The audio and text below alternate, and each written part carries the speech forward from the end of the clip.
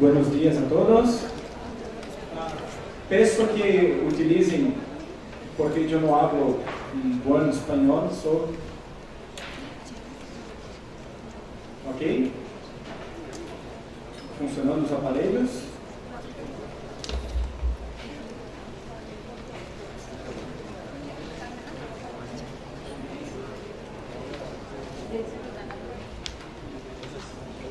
¿Tienen todo su aparato de traducción? ¿Está funcionando perfectamente?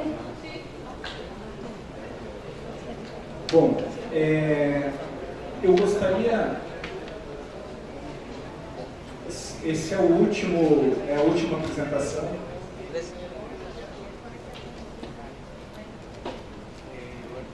Enquanto colocam, eu gostaria de dizer que é uma grande honra, um grande prazer e uma grande responsabilidade estar aqui com vocês. Nunca eu fui tão bem recebido em um local como fui recebido aqui na Colômbia. Isso me traz uma alegria muito grande e uma responsabilidade também, porque vocês estão vivendo hoje um momento extremamente importante para a segurança alimentar, para o desenvolvimento nacional, regional principalmente, e é um prazer dividir com vocês a nossa experiência. Eu vou contar um pouquinho sobre a nossa experiência em Curitiba, mas antes eu quero dizer o seguinte: nós temos um pressuposto básico que é construirmos uma cidade mais humana. A partir do desenvolvimento humano, a partir do momento que nós olhamos as pessoas nas suas necessidades, nas suas características, a sua dignidade humana, a pessoa como consumidor, como produtor, como familiar, aí então, entendendo toda a complexidade humana, nós podemos produzir esse desenvolvimento. A apresentação, ela terá três momentos. Uma contextualização e as estruturas municipais que nós temos para agir, as ações da Secretaria de Abastecimento e as ações intersetoriais de segurança alimentar e nutricional. Eu só pediria que ligassem o vídeo da cidade.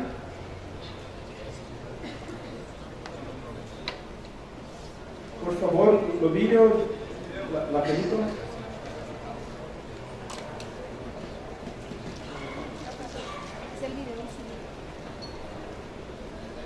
A intenção aqui é que os senhores possam entender um pouquinho mais sobre a cidade, conhecer um pouco melhor. Europa, Alemanha, Itália, Polônia, Portugal, o Oriente Médio e seus costumes, plenos de aromas e sabores. Talvez a América, ousada, empreendedora, moderna, ou mesmo a Ásia, com suas tradições e capacidade para vencer obstáculos. Todos esses lugares estão aqui, em Curitiba, no sul do Brasil. O nome da cidade tem origem no idioma tupi dos índios brasileiros. Quer dizer, terra com muitos pinheiros. Há mais de 300 anos, essa cidade vem atraindo gente de todo o mundo. Hoje, tem 1.800.000 habitantes, 3 milhões em sua região metropolitana. É uma das cidades mais inovadoras do seu tempo. Já nos anos 70, projetou um sistema de transporte de massa eficiente e indutor do crescimento urbano. A integração permite que todos os bairros possam ser alcançados com apenas um bilhete. A cidade criou políticas de proteção ao meio ambiente, com a implantação de grandes parques públicos e um programa de reciclagem de lixo. Hoje tem uma das maiores relações de áreas verdes por habitante do mundo e é conhecida em todo o Brasil pela limpeza das ruas e atitude consciente dos seus cidadãos. Curitiba tem um dos melhores padrões educacionais do país. Abriga 4 universidades, entre elas a mais antiga do Brasil. Tem grandes centros de educação tecnológica e uma rede de ensino básico com ótimos indicadores educacionais. Curitiba Curitiba e região metropolitana já abrigam inúmeras empresas de todo o mundo. Resultado de políticas de incentivo, somadas à qualidade de vida local, ao empreendedorismo e à educação da população. Tem um aeroporto moderno e está a apenas 100 quilômetros de um dos maiores portos exportadores da América do Sul. Fica num importante entroncamento rodoviário entre São Paulo, a maior cidade brasileira, e os países do Mercosul, como Uruguai, Argentina e Paraguai. Está próximo de grandes atrações turísticas, como Vila Velha, um impressionante conjunto geológico, e as Cataratas do Iguaçu, uma das 7 maravilhas naturais do planeta. A cidade tem uma vida cultural intensa, com festivais de teatro, grandes shows e eventos internacionais. E é um dos grandes polos gastronômicos e hoteleiros do Brasil. Curitiba, o mundo está aqui. Seja bem-vindo. O objetivo de mostrar esse vídeo não é fazer propaganda, é apenas, ainda que sejam todos muito bem-vindos lá, mas o objetivo é permitir que entendam um pouco qual o cenário que nós estamos trabalhando. Alguns dados importantes. Curitiba tem uma população, bom, Curitiba aqui, né, bastante distante. Temos uma população de 1,88 milhões de habitantes, com 3,5, um pouco menos, na região metropolitana. Esse aspecto aqui é muito importante. Curitiba é uma cidade 100% urbana, não temos nenhuma propriedade rural dentro da cidade, porém, somos o principal mercado consumidor do estado do Paraná, que é um dos principais estados do agronegócio brasileiro. Isso faz com que nós, mesmo essa questão do consumo, mesmo nós não tendo nenhuma área produtiva, ainda assim, Curitiba tem puxado um desenvolvimento rural muito forte em toda a região, a partir do momento que se posiciona ativamente como mercado consumidor responsável. E eu faço questão de frisar isso, porque esta é uma das questões mais importantes para entender a nossa forma de ação. Um dado, a região central que nós estamos agora tem um índice de uma população em situação de extrema pobreza um pouco maior do que 5%. Curitiba está com 0,86% em pessoas em situação de extrema pobreza. Temos um número baixo de crianças com baixo peso. Isso é diferente de desnutrição, né? O baixo peso é menos grave. Porém, o nosso problema, em termos nutricionais, está aqui. Um índice de obesidade muito alto.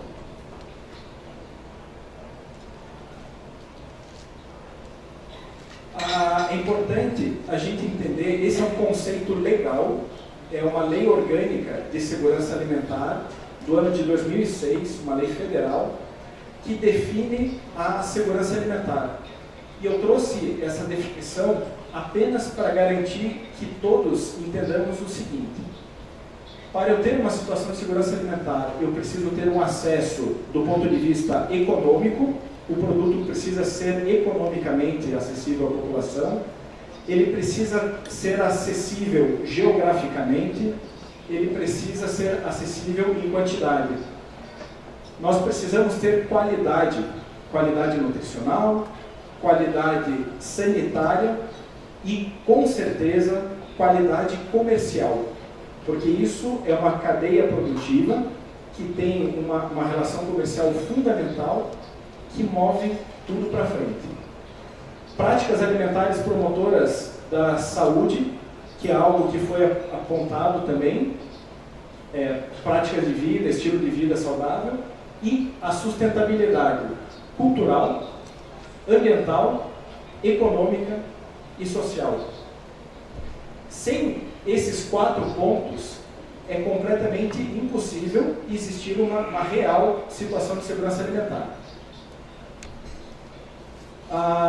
Para que a gente consiga tocar esse programa para frente, Curitiba, o país, na verdade, tem um Sistema Nacional de Segurança Alimentar que tem no governo federal, no governo do estado e no governo dos municípios a realização de conferências, um conselho municipal, um conselho estadual e um conselho federal de segurança alimentar, que é formado 2/3 pela sociedade civil e 1/3 por entes de governo, e uma Câmara Intersetorial que é formada só por órgãos governamentais. Em Curitiba, como secretário de abastecimento, eu sou presidente dessa Câmara. Que eu queria destacar esse ponto, porque eu vejo que para vocês é algo fundamental. Não se pode discutir a segurança alimentar do ponto de vista do meio ambiente, ou da saúde, ou do agronegócio, ou da sustentabilidade. Temos que discutir sobre todos os pontos, juntos, de maneira coesa. Outra coisa, esses 2 órgãos aqui, eles são a garantia de que nós vamos mudar de gestão política daqui a 4 anos e vamos continuar andando com os progressos sem perder nada. A participação da universidade é fundamental, a participação das juntas comerciais é fundamental, a participação das igrejas é fundamental, a participação dos clubes sociais é fundamental. Curitiba tem uma Secretaria de Abastecimento fundada em 1986, numa situação de combate à fome, numa situação de desnutrição da população, e ao longo dos anos foi se especializando, foi evoluindo, e a partir de 2005 teve essa nova configuração que trata o abastecimento e a segurança alimentar em cima de um tripé: abastecimento social, um abastecimento comercial e uma educação alimentar e nutricional. Vejam, eu não estou falando aqui de uma experiência dos 11 anos que eu estou trabalhando lá. Eu estou falando de uma experiência de quase 30 anos de desenvolvimento de trabalhos. Um último aspecto para permitir um panorama é que em 2013 nós estávamos definindo a lei orçamentária para os próximos 4 anos do governo e decidimos que, ao invés de definir o orçamento do abastecimento, o orçamento da educação, o orçamento da saúde, nós iríamos também definir um orçamento das questões de segurança alimentar. E 7 secretarias orçamentariamente estão dentro desse tema. E todo o orçamento foi distribuído, planejado, dentro de 4 eixos: fomentar os hábitos de alimentação saudável, facilitar o acesso aos alimentos, sobretudo para as classes em risco de vulnerabilidade social, promover o consumo corresponsável como um fator de desenvolvimento regional sustentável. Lembrando que eu acho que toda a nossa discussão hoje quase está nessa área, o consumo corresponsável. E a implementação de ações integradas, ou seja, uma política municipal de segurança alimentar e nutricional. Bom, esse é o cenário que nós trabalhamos, e agora eu vou começar a apresentar para vocês, de fato, as experiências. Eu vou começar pelas experiências da Secretaria do Abastecimento e depois das ações integradas. Nós temos 20 programas de abastecimento em Curitiba, que no último ano realizaram 12,6 milhões de atendimentos. Aqui estão as marcas de alguns desses 20 programas, e esse número pequeno é o número de unidades de atendimento que nós temos. Gente, uma coisa muito importante, boa parte desses programas tem 30, 25, 20 anos. Não são coisas recentes. O que é recente é uma visão de integrar a todos eles dentro de uma mesma diretriz. Porque é o conjunto disso que possibilita, de um lado, a segurança alimentar e, de outro, o desenvolvimento econômico. Uma das secretarias que faz parte, por exemplo, é a Secretaria de Desenvolvimento Econômico do município. Eu vou começar a apresentar alguns programas, só alguns, por eixos de interesse. Então, por exemplo, nós temos o programa Armazém da Família e o programa Mercadão Popular. O Armazém da Família são 32 pequenas lojas, pequenos mercados de alimentos, que comercializam 219 itens, entre produtos alimentícios, de higiene e de limpeza, com preços 30% mais baratos que a média no mercado varejista. Então temos 32 lojas fixas e um ônibus que vai naquelas regiões da cidade que não tem uma condição suficiente para montar uma loja física, mas que ela está lá. Bom, alguns aspectos sobre o Armazém da Família. A primeira questão é garantir que as pessoas tenham acesso ao alimento. 30% mais barato, para algumas famílias, significa a diferença entre ter um alimento 3 vezes ao dia, ou 2 vezes ao dia, ou 1 vez ao dia. Agora, para outras pessoas, existe um limite de renda que precisa ser comprovado para que a população possa comprar no Armazém da Família. Ok?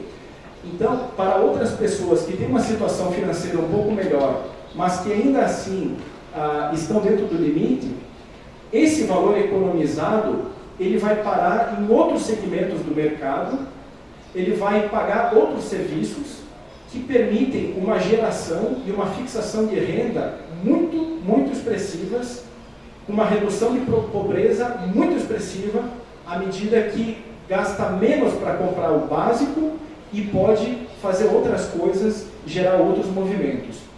Outro aspecto muito importante é que nós temos uma estratégia comercial, no sentido de formação de preço, de acordo com a saltabilidade dos produtos e quais os produtos que nós queremos que sejam mais ou menos consumidos. A estratégia de composição das gôndolas, das lojas, também é uma estratégia comercial dentro, não do lucro, mas do interesse social. Nós fazemos promoção, ao invés de promover que as pessoas consumam os produtos, nós promovemos que elas não consumam aquilo que faz mal e que elas tenham hábitos alimentares que sejam bons para elas e para o desenvolvimento de toda a região.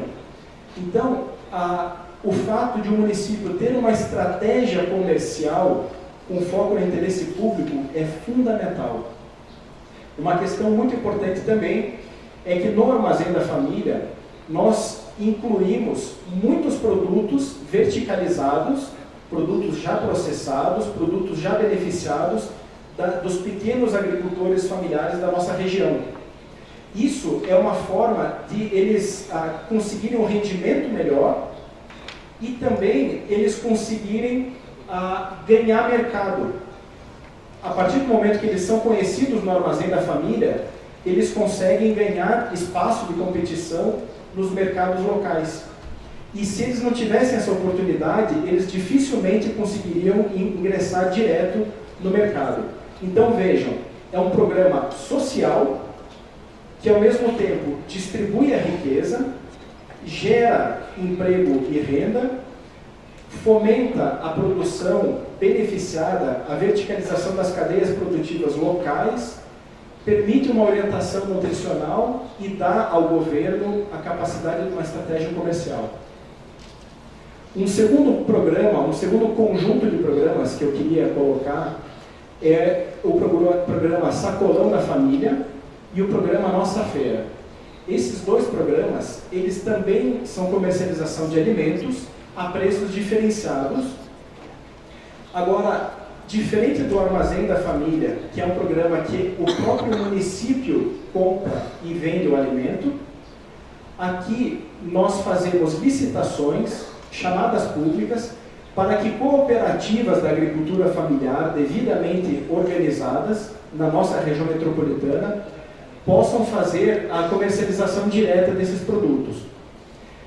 Vejam, para a população, isso representa uma economia de 40%, a média dos produtos que eles compram aqui, com a média de varejo. Para os produtores, a diferença está sendo 32,6% mais de lucro a partir do momento que eles estão comercializando direto, com uma distribuição de riqueza extremamente justa entre os produtores, com uma redução na pegada de carbono, é uma preocupação ambiental também, a partir do momento que nós trabalhamos com cadeias curtas. E isso tem um outro fator fundamental, que é a organização das cadeias. Eu vou dar um exemplo concreto. A cooperativa que ganhou a licitação para operar as últimas 5 feiras, ela tinha cerca de 300 agricultores familiares da região metropolitana. Eles começaram a comercializar e o volume foi tão grande de comercialização, porque existe uma estratégia de preço e existe uma estratégia pública, que eu já comento com vocês, que eles precisaram se associar a outras cooperativas. E em menos de um ano, eles formaram o primeiro consórcio de cooperativas de agricultura familiar do Estado. São 9 cooperativas que já juntam mais de 5.000 agricultores familiares, 5.000 unidades produtivas de agricultura familiar, para conseguir comercializar. Isso fez com que eles precisassem se organizarem administrativamente também e logisticamente. Em poucos meses, eu tive uma conversa com o presidente dessa cooperativa e o presidente me disse: Marcelo, eu não sei o que a gente faz agora, porque está entrando muito dinheiro, nós nunca tivemos dinheiro na conta do banco e agora precisamos entender como que vamos usar isso da melhor forma possível. Então eles começaram a investir em instrumentos e ferramentas administrativas. Eles precisaram montar um entreposto que consiga aglutinar, concentrar toda a produção deles. Eles estão se organizando para verticalizar a produção. Alguns desses, de forma combinada, de forma planejada, estão convertendo as suas propriedades rurais de propriedades normais para propriedades orgânicas certificadas, porque perceberam a demanda do público. Então vejam, o que é isso? Abrir mercado, forçar a organização, forçar a qualidade e permitir que o produtor conheça o consumidor. O estado do Paraná, historicamente, tinha uma competência produtiva muito grande. Só que o produtor produzia, colocava numa caixa, essa caixa entrava no caminhão e acabou. Ele, por não entender como que esse alimento chegava de verdade na mesa do consumidor, como era toda a cadeia, ele desperdiçava possibilidades incríveis de aumento de renda. Então, nós, dentro de Curitiba, não temos nenhum produtor, mas nós temos mercado. A estratégia comercial que nós utilizamos é uma formulação de uma pauta que contempla a produção, a capacidade de produção regional. É uma pauta de 35 itens, no mínimo. Temos uma pauta de inverno e outono e uma pauta de primavera e verão. Que aqueles 35 produtos, no mínimo, essas cooperativas vão comercializar por um preço único. Isso tem um aspecto nutricional que eu não vou entrar, mas bastante importante. E os locais onde nós colocamos essas feiras e esses sacolões são espaços da cidade muito pouco abastecidos de fruta e hortaliças. Espaços que era muito mais fácil comprar um salgadinho industrializado, uma bolacha industrializada, que faz muito mal à saúde, que não traz riqueza distribuída na nossa região, que não é a nossa competência de produção.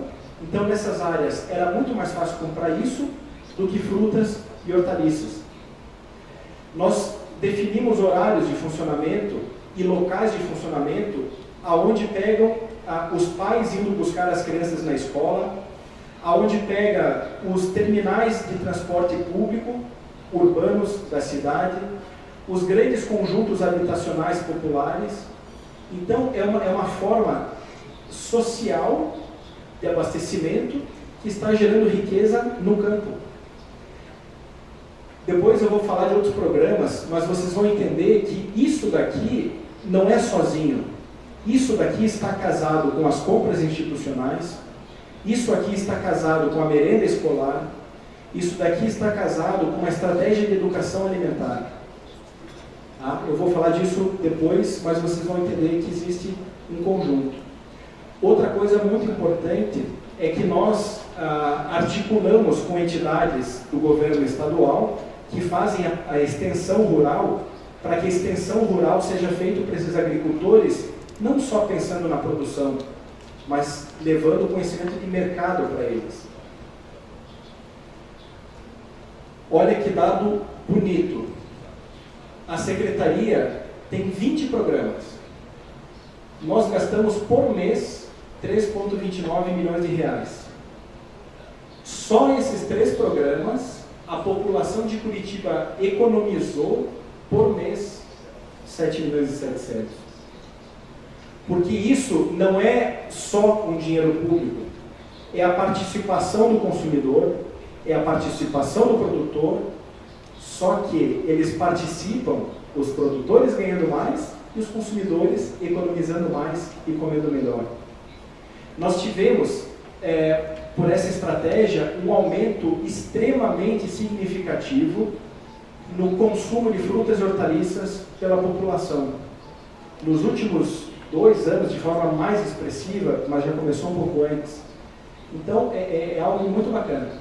Para cada R$1 de dinheiro de imposto investido para 20 programas, só nesses 3, a população economiza R$2,34.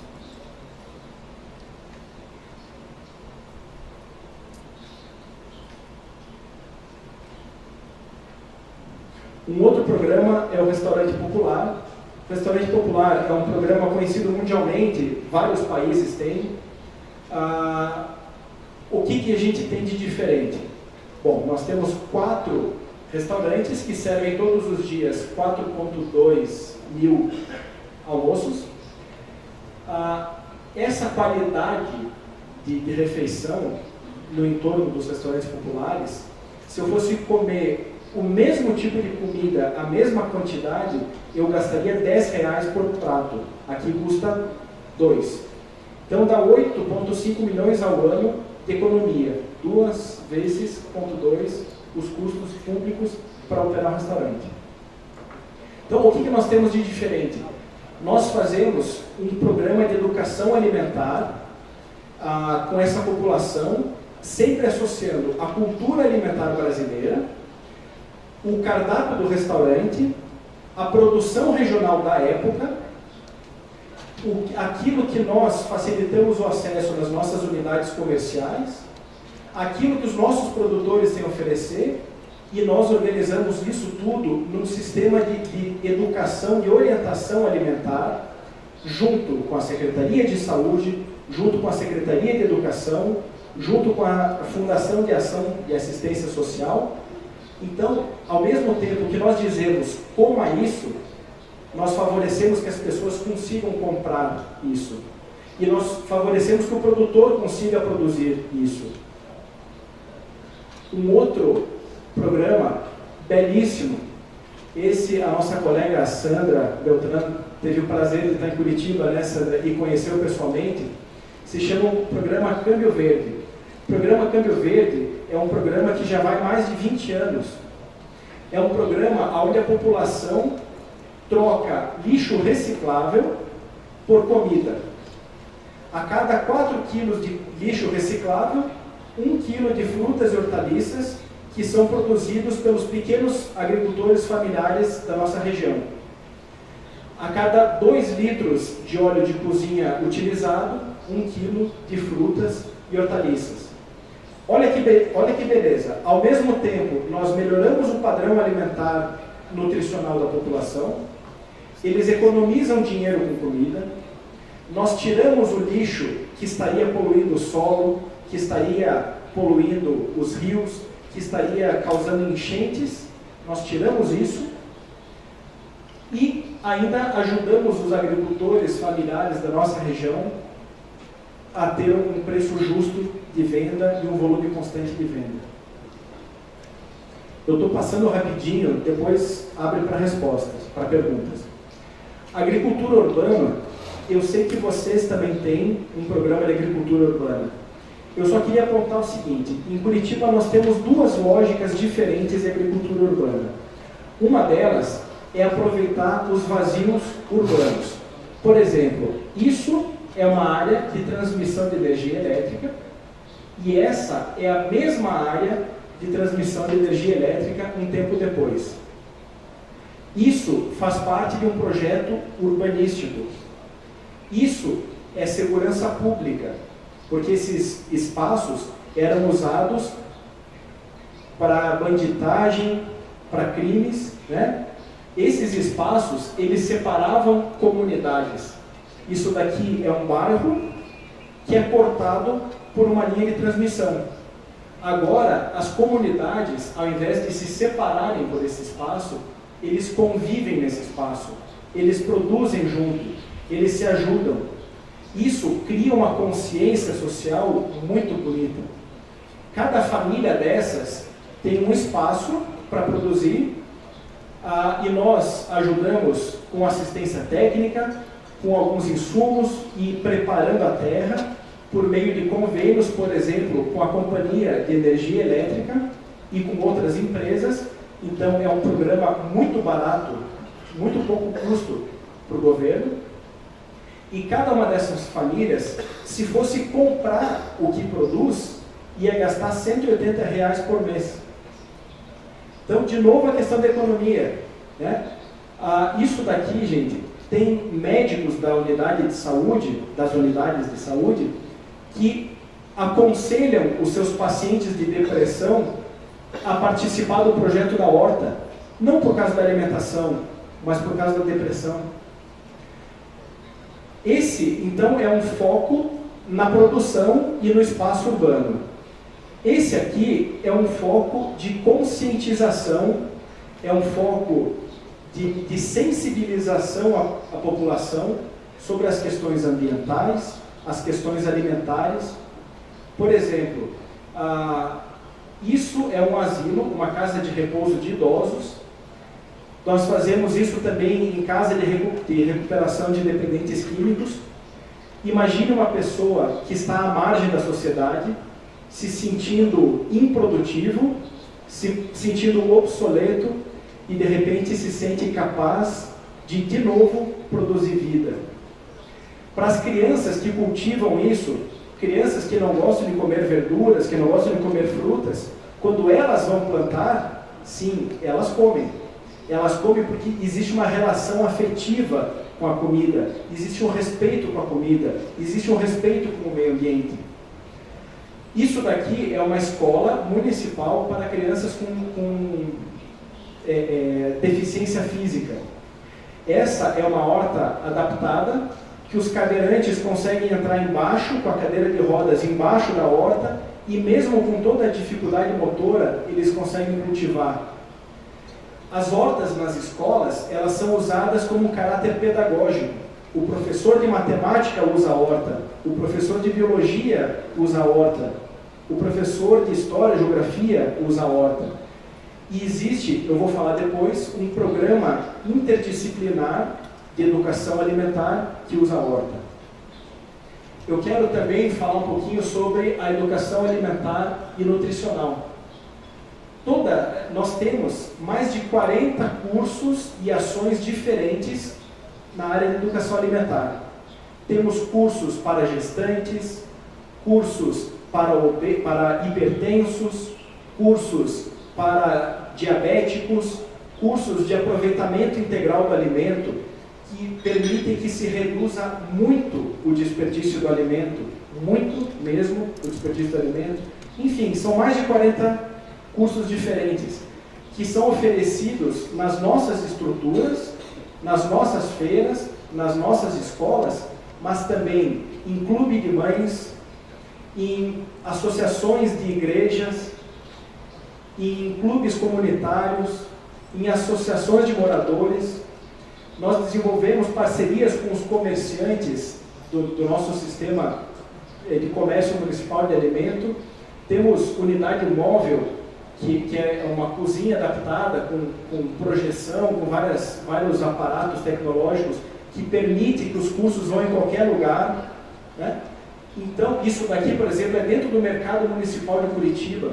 Eu já vou falar do mercado, mas é um centro de formação de segurança alimentar e de desenvolvimento do agronegócio paranaense, dentro da cidade, dentro da capital.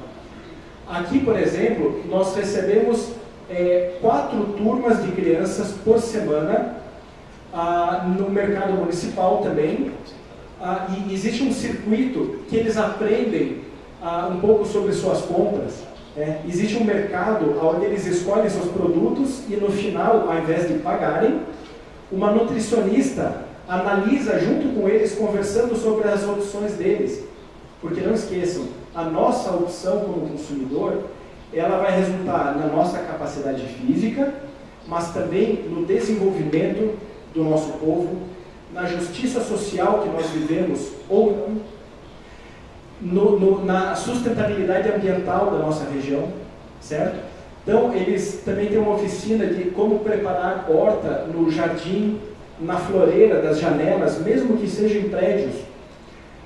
Enfim, depois eles vão para uma cozinha. Essa mesma cozinha, ela tem 7 bancadas, é uma cozinha didática. Então, eles têm uma oficina de alimentação saudável, de lanche saudável, aí fazem um lanche e vão para casa, levando para os seus pais, levando para a sua família, um conceito novo de educação alimentar. E tudo, absolutamente tudo, aquilo que nós dizemos, coma, nós facilitamos o acesso na rede comercial de abastecimento. Um custo público muito perto de zero, porque quem gasta são os vendedores que estão tirando lucro daquilo. Não precisa o governo gastar, o que precisa é o governo organizar. Nós temos uma rede de feiras e mercados públicos que, além daquelas 10 feiras populares, além daqueles 15 sacolões, além daqueles 32 armazéns da família, nós temos mais 82 feiras e mercados que comercializam produtos com foco prioritário nas frutas e hortaliças e pescados. Vejam, nós temos áreas da cidade que são muito bem abastecidas pelas redes privadas de comércio. A população não tem falta de alimento. A população tem dinheiro bastante para comprar, não é o problema de dinheiro. O problema é a matriz de produção que acontece. É a matriz de consumo que acontece. Então, nós usamos muitos desses espaços para criar consciência de consumo, para mostrar possibilidades comerciais diferentes. Entendem? Por exemplo, isso daqui é uma feira orgânica. Nós temos 13 feiras exclusivamente de produtos orgânicos, produzidos regionalmente, e dentro do mercado municipal, ou ao lado do mercado municipal, tem o primeiro mercado municipal do Brasil exclusivamente de produtos orgânicos. Isso não é para as pessoas comprarem, é para as pessoas entenderem, é para as pessoas se sensibilizarem. Nós temos um centro de capacitação, um centro de formação, que realizamos todas as semanas cursos, workshops, oficinas, promovendo as cadeias produtivas que interessam para o nosso estado. A cadeia do leite, a cadeia do suíno, a cadeia pesqueira, a cadeia orgânica. Então, todas aquelas cadeias que são importantes para o estado, nós mesmos, usando a parceria privada, o dinheiro privado, promovemos junto com hábitos alimentares saudáveis. Então, são unidades. Aqui, por exemplo, é um cartazinho de um curso que todas as sextas-feiras, na parte mais central do mercado municipal, a parte de maior fluxo, nós fazemos oficinas de 15 a 20 minutos para aproveitar as pessoas que passam. de como fazer bom uso nutricional dos produtos que se encontram ali. Isso daqui, gente, é uma foto exemplo só, mas é fundamental. Nós precisamos ter uma coisa que se chama controle de qualidade. Se nós, como consumidores, não prejudicarmos aquele que produz de forma errada, prejudicando o solo, prejudicando o meio ambiente, usando mão de obra infantil, se nós não prejudicarmos esse comercialmente e não favorecermos comercialmente aquele que produz de forma justa, de forma limpa, de forma honesta, não vai ter vantagem competitiva para quem trabalha direito e nós não vamos ter quem trabalha direito. O produtor trabalha para se sustentar, o produtor trabalha por lucro. Se eu, mercado consumidor, com as minhas opções, eu não faço com que ele tenha vantagem competitiva, ele não vai produzir de forma limpa. Então, esse é o conceito das nossas feiras e mercados.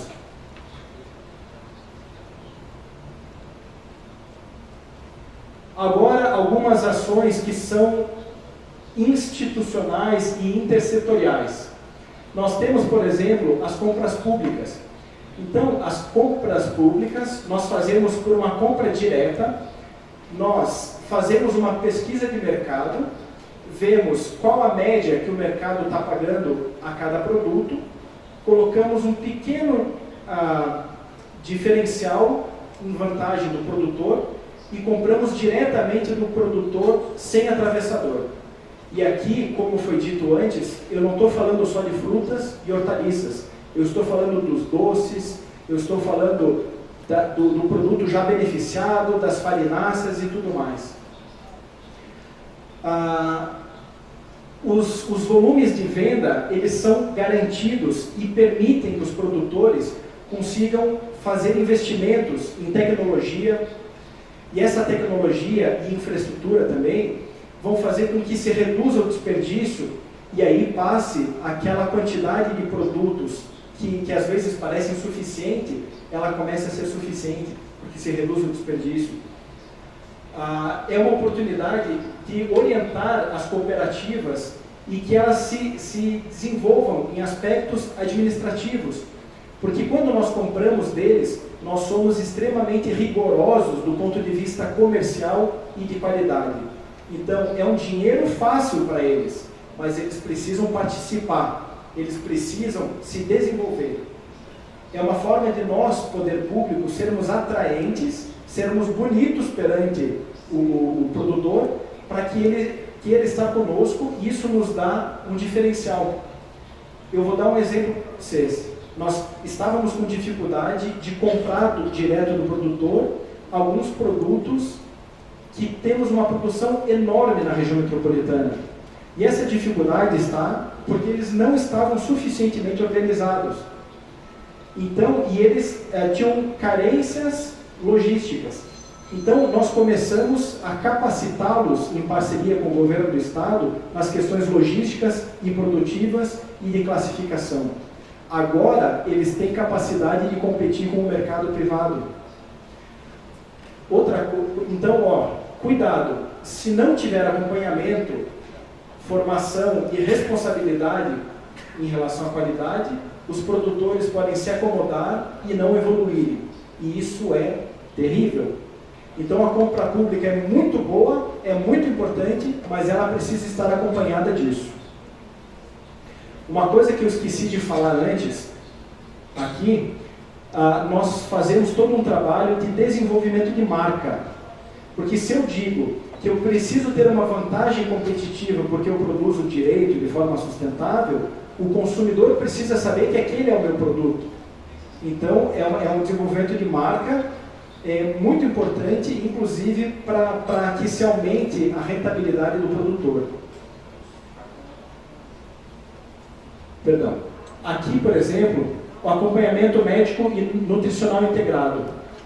Em todas as ações, seja de saúde, seja na escola, seja nas ações de educação alimentar do abastecimento, seja na Secretaria de Esporte, Juventude e Lazer, seja na Secretaria de Educação ou de Ação Social, todo o acompanhamento ele é integrado e os profissionais estão preparados a orientarem como acessar os serviços certos para que tenham maior vantagem.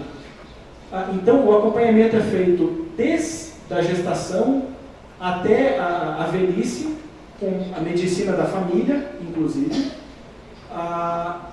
Então, 100% das nossas unidades têm orientação nutricional.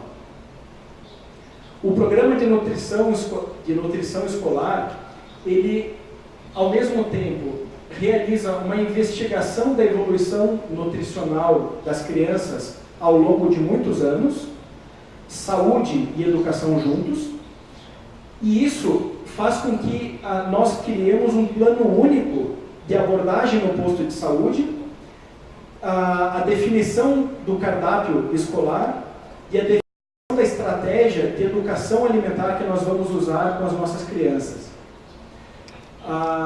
Nas nossas escolas, crianças que tenham, por exemplo, alergias nutricionais, que tenham diabetes, que tenham hipertensão, ou até mesmo crianças que sejam de outras religiões, que não podem comer determinados alimentos, nós respeitamos isso e entregamos para essas crianças um alimento diferente, porém muito parecido com os outros, para que essa criança não se sinta excluída.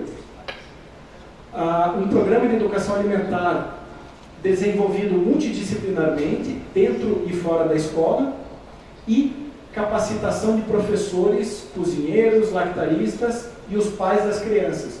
Porque é lógico que a criança, quando volta para casa, está lá o maior exemplo dela, que são os pais e as mães. Certo?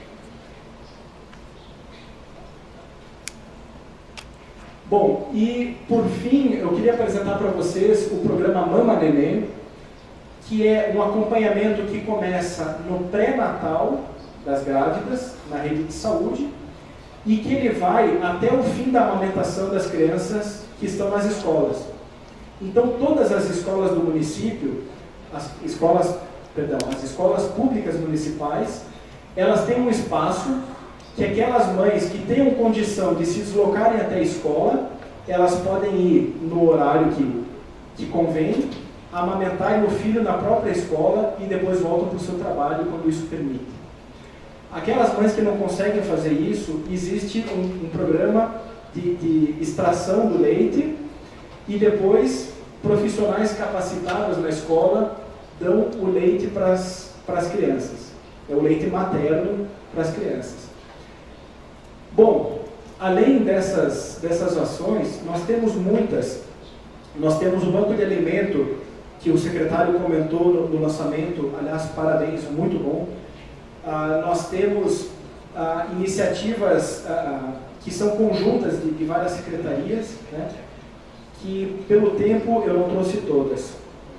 Conclusão: a garantia do direito ao alimento, isso é uma garantia, é um direito humano defendido pela FAO, pela ONU, e também na Constituição brasileira é um direito do Estado garantir o alimento às pessoas.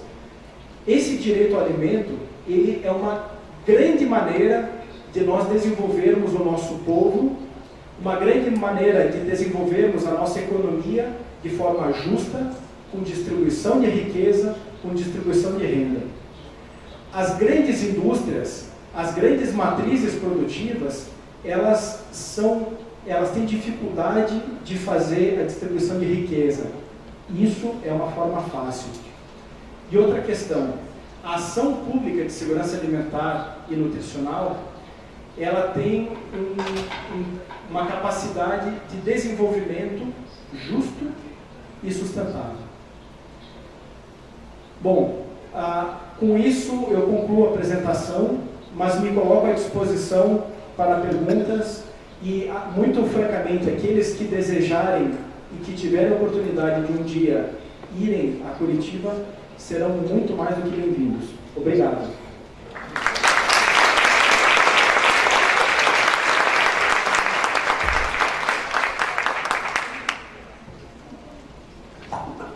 Muy bien, algunas preguntas, inquietudes por allí.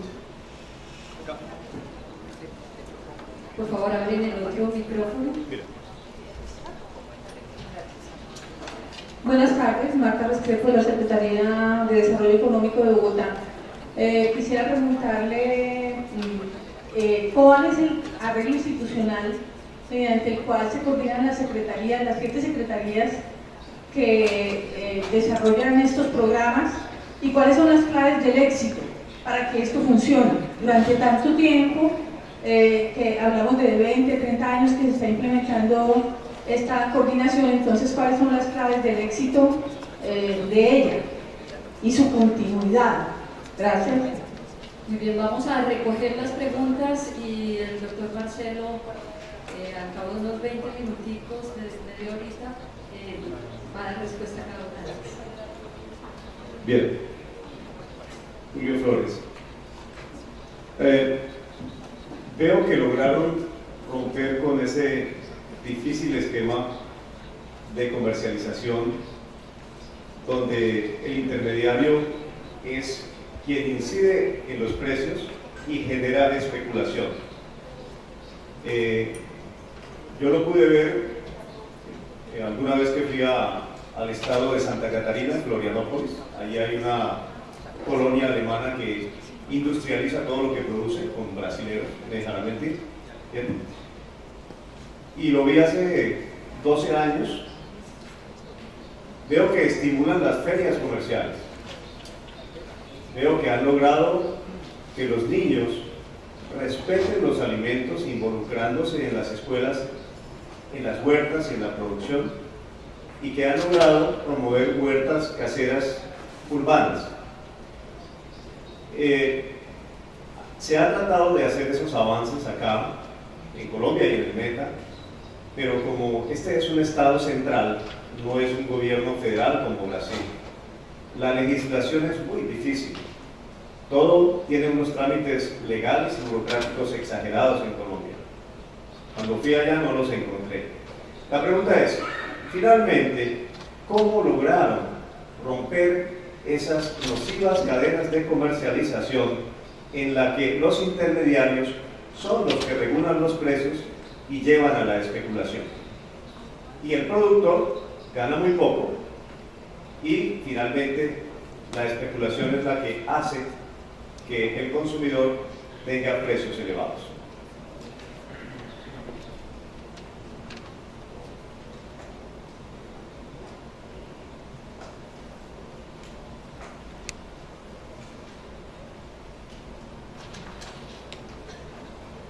Si puede dar un poco más detalle de la contratación, cada escuela contrata por barrios, etcétera, porque en el caso de Bogotá las contrataciones de alimentos eran grandes contrataciones y se escudaba un poco el cuento en la eficiencia, la economía de escala, el precio, etcétera. Y uno de los detalles que se ha asumido para contratar procesos industriales es la lucha contra la anemia a través de la provisión de hierro, y se dice que tiene que ser hierro aminoquelado en un proceso industrial en las bebidas, o si es posible una estrategia alternativa de hierro.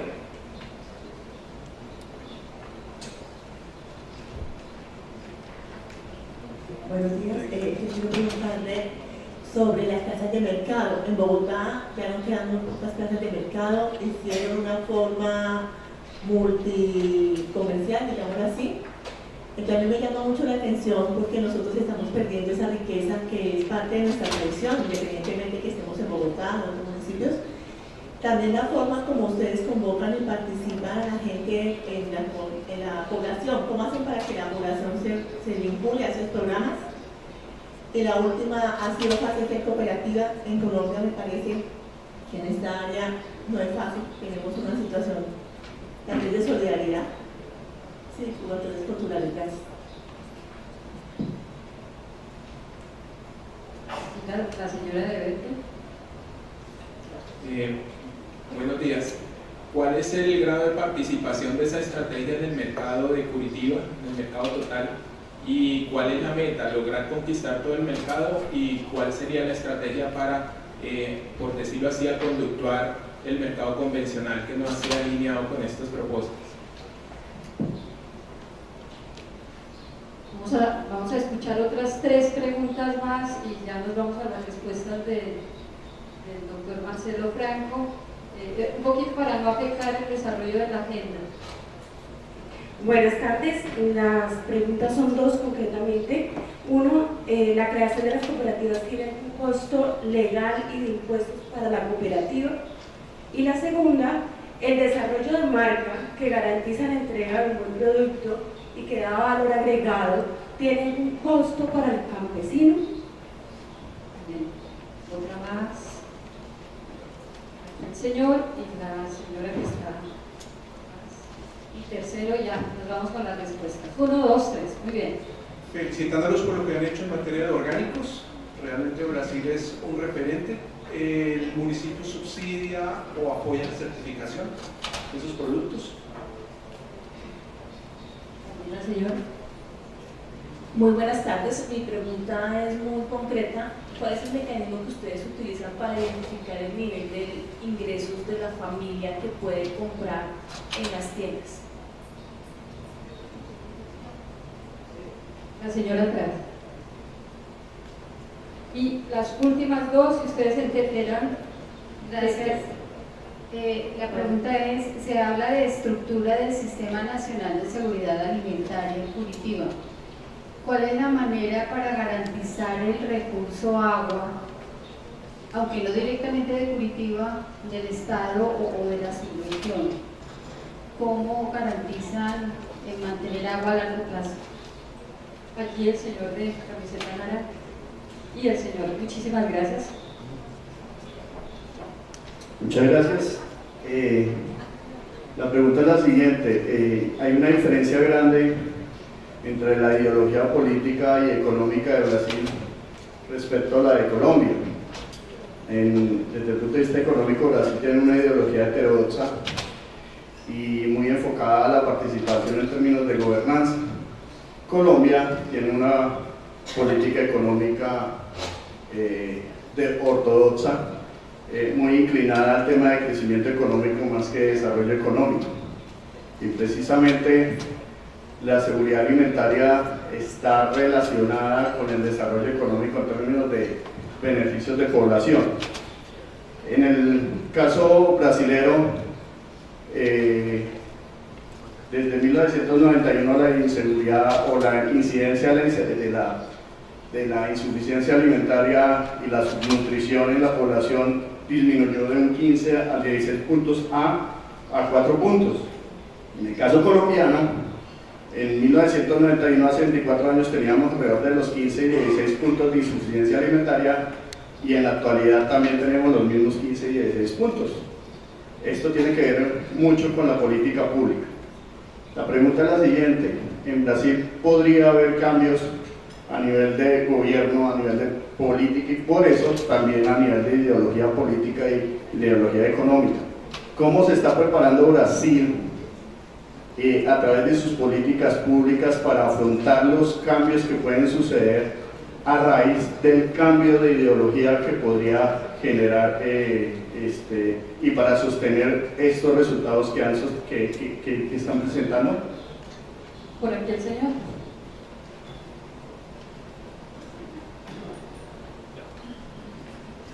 Gracias. Mi nombre es Aurelio Alegría, participo de un proceso organizativo campesino. Mi pregunta es concreta. El tema del registro, los productores allá, ¿cómo llevan los registros y cómo se hace el proceso de formación de precios? ¿Cuál es la relación que tienen esos precios formados ahí con los precios del mercado? Y un poco cuéntenos sobre cómo es el nivel educativo de ese productor en Curitiba o en los estados aledaños o vecinos. Gracias.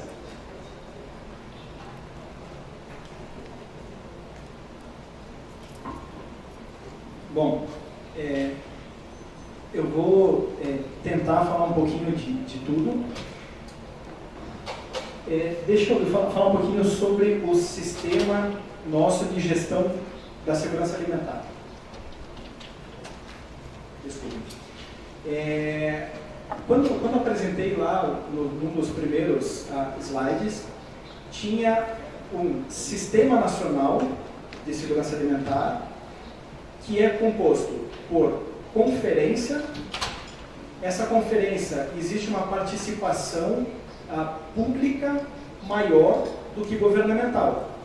Então, são 2/3 a sociedade civil e 1/3 o governo. Essa conferência, ela define quais são as diretrizes, ela diz o que é importante para eles, na visão deles, que seja desenvolvido. Essa conferência municia, em primeira instância, o Conselho Municipal, e depois o Conselho Estadual, e depois o Conselho Federal de Segurança Alimentar, que também é formado 2/3 pela sociedade civil organizada e 1/3 pelo governo. Essa é a forma que nós encontramos de procurar garantir que haja continuidade no que se faz, independente de uma mudança de governo. É lógico que isso não é 100% certo, mas tem funcionado assim há bastante tempo mesmo. Outra coisa, se criou uma percepção pública que eu acho muito pouco provável que um político seja louco o suficiente para quebrar 100%.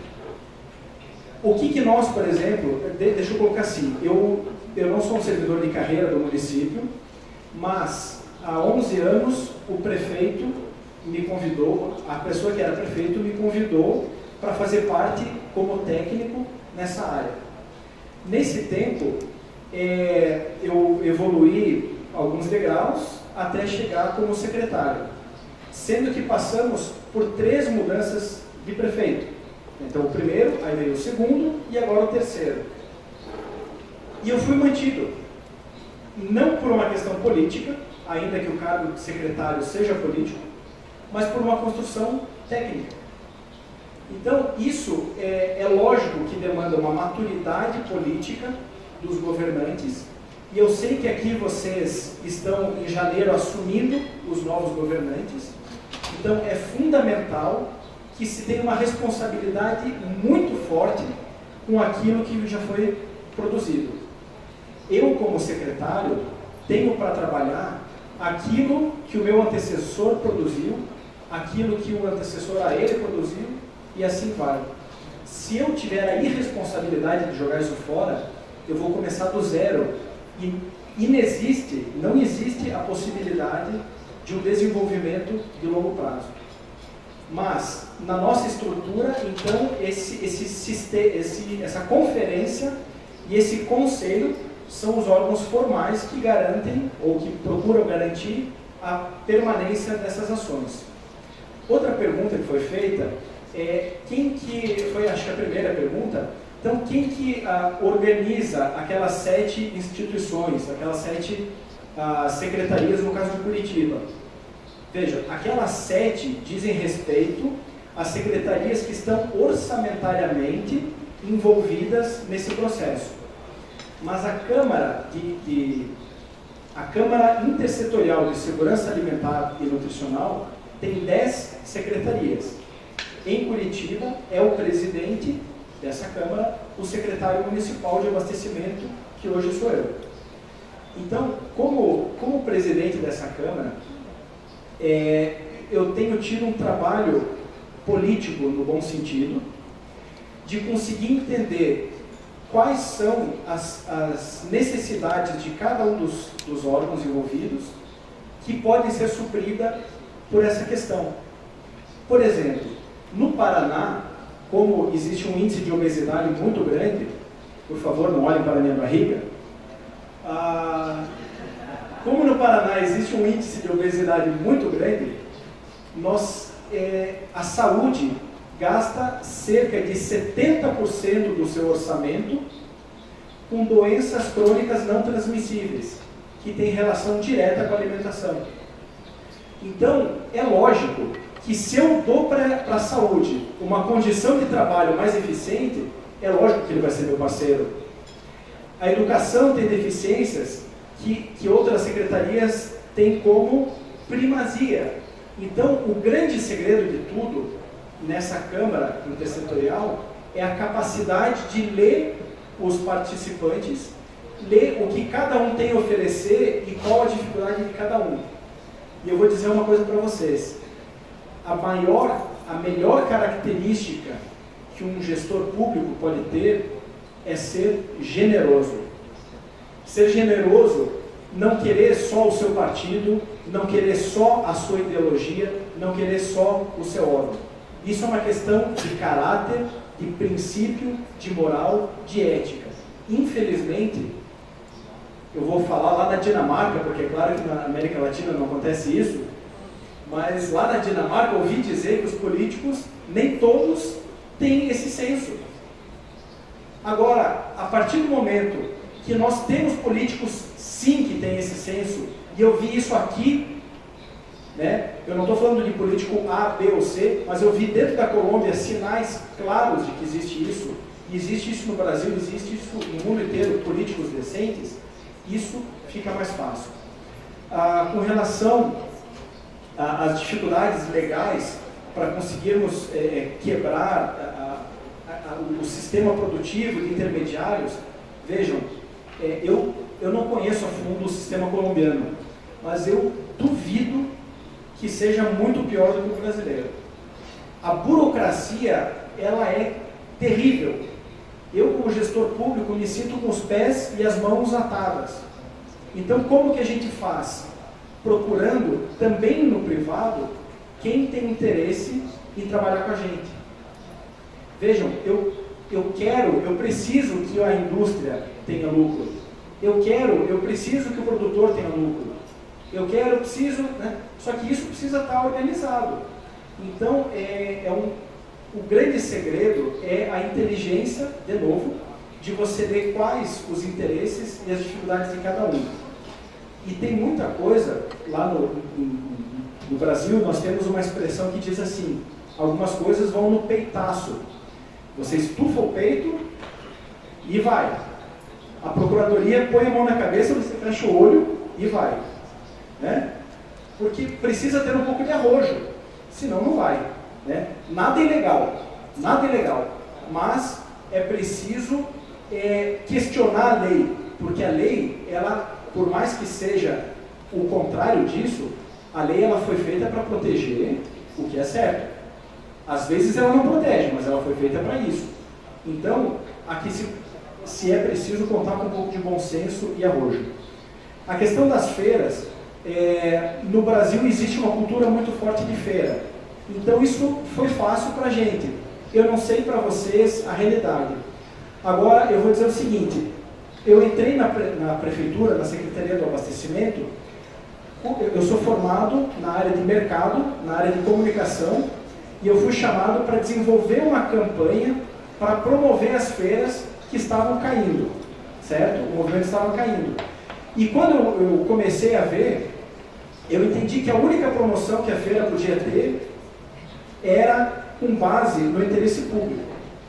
Então, qual foi a nossa estratégia? A gente organizou com informação, com cultura, a gente capacitou os feirantes para que o argumento de venda deles não fosse só o preço, fosse a saúde, fosse a qualidade de vida.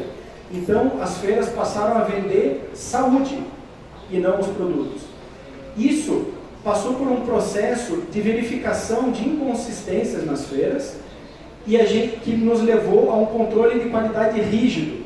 E esse controle de qualidade saiu de uma realidade onde se vendia, por exemplo, pescado fora de temperatura, para uma realidade onde todos os pescados comercializados nas feiras de Curitiba, todos os produtos de origem animal, sem exceção, são comercializados dentro de veículos frigorificados.